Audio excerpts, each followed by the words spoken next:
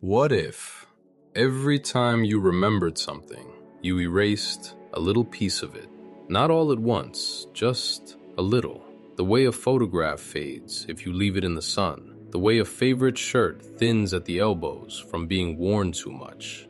What if the memories you loved most were the ones you were destroying simply by loving them? Tonight, I want to tell you about a woman named Mara, and I want you to imagine as you listen that this could happen to you, because, in a way, it already is. Mara was 34 years old. She worked in a library that almost nobody visited anymore. She liked it that way. She liked the quiet, the smell of old paper, the soft click of the heater turning on in winter. She liked jobs where nothing changed, because Mara had learned early in life that change usually meant loss. Her father had died 2 years earlier. He was a carpenter, a big, gentle man with sawdust in his eyebrows and a laugh that seemed to come from somewhere underground. When Mara was a girl, he would let her stand on his boots while he danced her around the kitchen. He smelled like cedar and coffee. He called her Little Sparrow. After he died, Mara did what many of us do. She didn't move forward, she moved backward. Every night, lying in bed, she would close her eyes and return to him.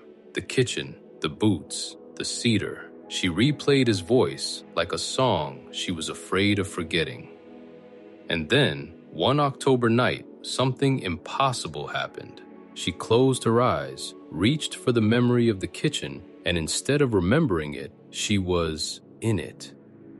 The linoleum was cold beneath her bare feet. The radio on the counter was playing something with trumpets, and there he was, her father, alive, enormous, humming, flour on his hands, because he was terrible at making pancakes, but made them anyway, every Sunday. Mara stood in the doorway of her own memory and wept. He couldn't see her. He moved through the morning exactly the way he had 30 years ago, because that's all a memory is, a recording. But she could stand inside it. She could smell the coffee. She could reach out and almost touch his sleeve. When she opened her eyes, she was back in her bedroom. It was 3 a.m. Her pillow was soaked. She thought she had dreamed it, but the next night she went back, and the night after that, and the night after that.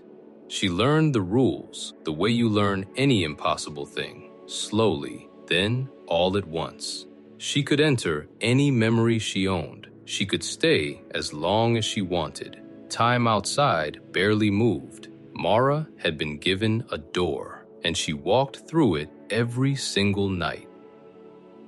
At first, it was medicine. She stopped crying at work.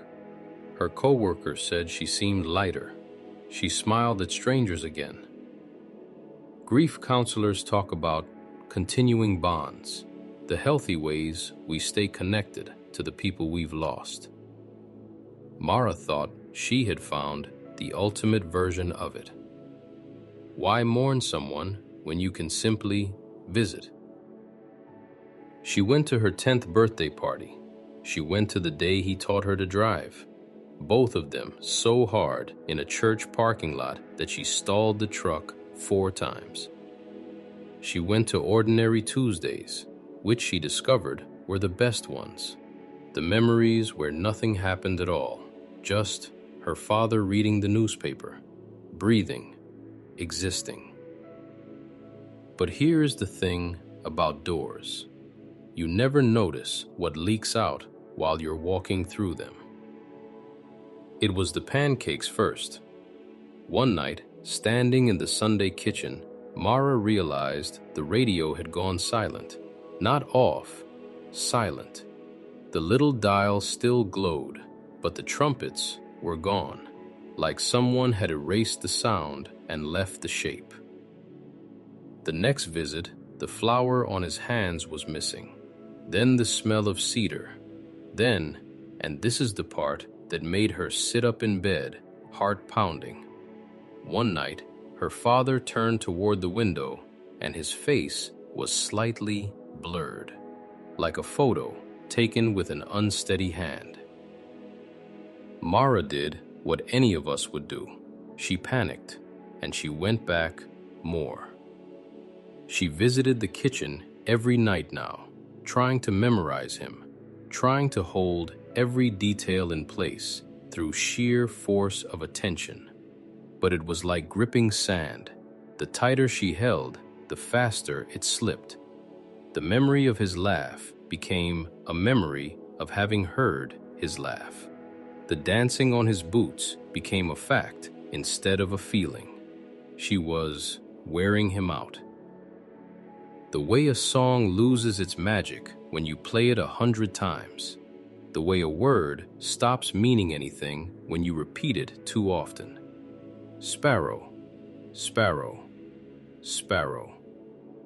Every visit was a small erasure, and she couldn't stop visiting. Here is something true, by the way, something from our world, not Mara's. Neuroscientists have discovered that memory doesn't work like a video file. Every time you recall something, your brain doesn't press play. It rebuilds the memory from scratch, then saves the rebuilt version over the original. They call it reconsolidation, which means the memories you revisit most are the ones you've edited most.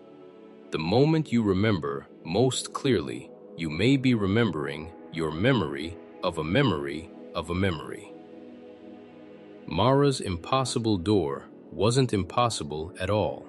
It was just honest. By December, the kitchen was almost empty. The trumpets were gone. The coffee smell was gone. Her father was a soft-edged shape at the stove, more silhouette than man. And one terrible night, he turned toward the place where young Mara sat at the table. He opened his mouth to say her nickname, and nothing came out. She had played the recording too many times. Mara fell to her knees on the cold linoleum of her own fading memory, and she said out loud to a man who could not hear her, "I'm sorry. I'm so sorry. I didn't know that loving you like this was losing you." And the strange thing, the thing she would think about for the rest of her life, was that in that moment, kneeling in the ruins of her favorite morning, she finally understood what she had actually been doing every night for 2 months. She hadn't been visiting her father. She had been avoiding her life.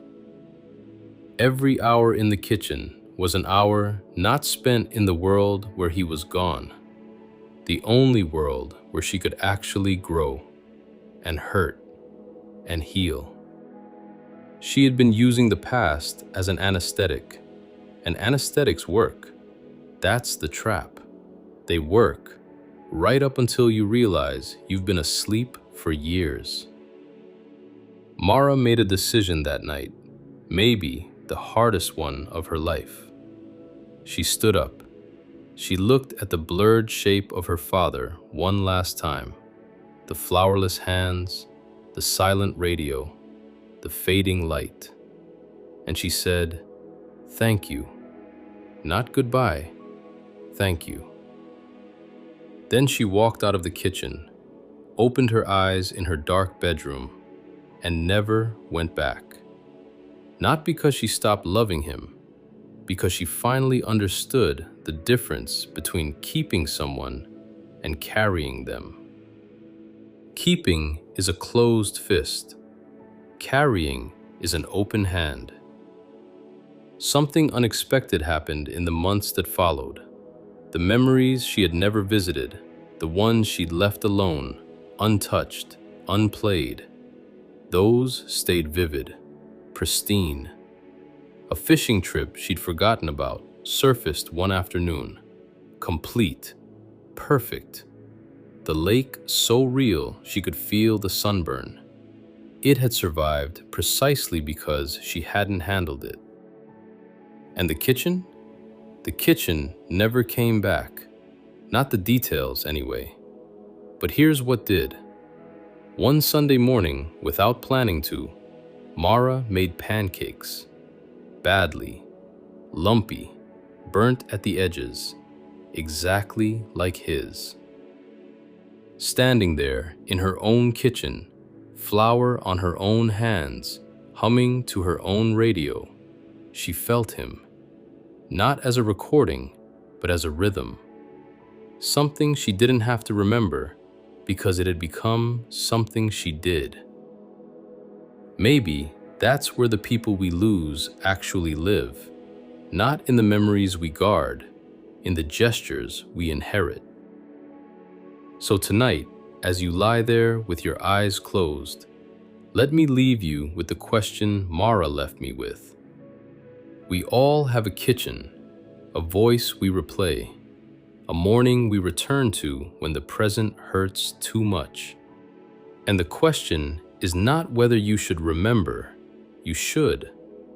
Memory is how we love people across time.